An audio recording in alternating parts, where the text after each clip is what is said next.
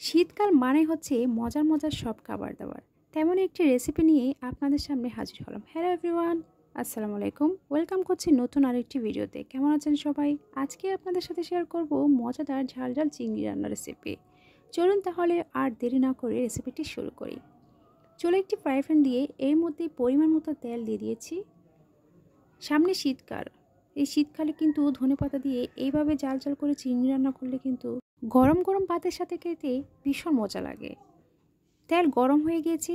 এখানে বড় সাইজের একটা পেঁয়াজ আর অল্প পরিমাণে রসুন টমেটো দিয়ে ভালো করে কষিয়ে নিব। চিংড়িতে কিন্তু পেঁয়াজ একটু বেশি দিলে খেতে কিন্তু বেশি টেস্টি লাগে। আপনারা চাইবেন পেঁয়াজের পরিমাণটা একটু বেশি দিতে। এবার হাফ চা চামচ হলুদ গুঁড়া, আমি এখানে 1.5 টেবিল চামচ লাল মরিচের গুঁড়া দিব, যেহেতু একটু জাল জাল করে চিংড়িগুলো রান্না করব। হাফ চা চামচ ধনিয়া গুঁড়া দিয়ে দিব। আমি কিন্তু চিংড়িতে একটু মশলা ইউজ করি। এবার ভালো করে একটু নেড়েচেড়ে কষিয়ে নিব। যাদের মুখে একদম রুচি নেই তারা কিন্তু এইরকম জাল জাল করে চিংড়ি রান্না করে গরম ভাতের সাথে খেলে আর কোনো কিছুই লাগবে না। চিংড়ি কিন্তু সবারই একদম পছন্দের একটি খাবার। খেতে না চাইলে কিন্তু স্মেলটা এমন যে একটু হলে খেতে ইচ্ছে করে। এবার অল্প পরিমাণে পানি দিয়ে আবার একটু নেড়েচেড়ে কষিয়ে নিব।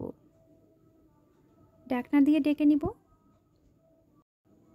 2 থেকে 3 মিনিট ভালো করে কষিয়ে নিব মশলাটা। আপনারা যদি যে কোনো রান্না করার আগে মাংস অথবা মাছ মশলাগুলো যদি একটু ভালো করে কষিয়ে নেন, এরকম করে দেখবেন রান্নার টেস্টটা দ্বিগুণ বেড়ে যায়। কারণ অনেক সময় মরিচ আর হলুদের একটা স্মেল থেকে যায়। এবার আমার মশলাটা কষানো হয়ে গেছে, চিংড়িগুলো দিয়ে দিব।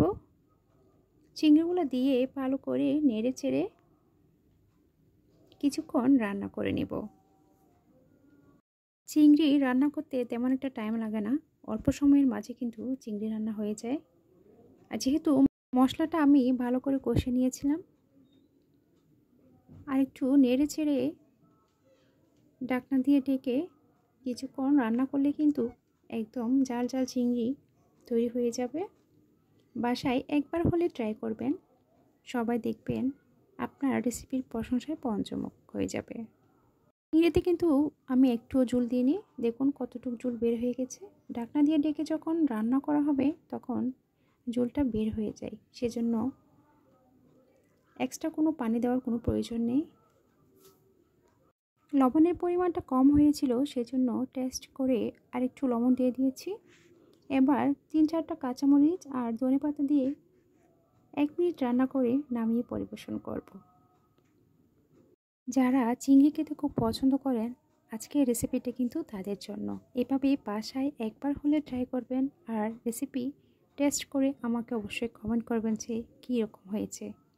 আজকের মতো এখানে বিদায় নিচ্ছি। যদি ভিডিওটি ভালো লেগে থাকে লাইক কমেন্ট শেয়ার করে পাশে থাকবেন। নতুন নতুন আরও ভিডিও পেতে পেজটাকে ফলো দিতে ভুলবেন না যেন। সৃষ্টিকর্তা সবাইকে ভালো রাখুক এই কামনাই করি। ধন্যবাদ সবাইকে। আল্লাহ হাফেজ। আসসালামু আলাইকুম।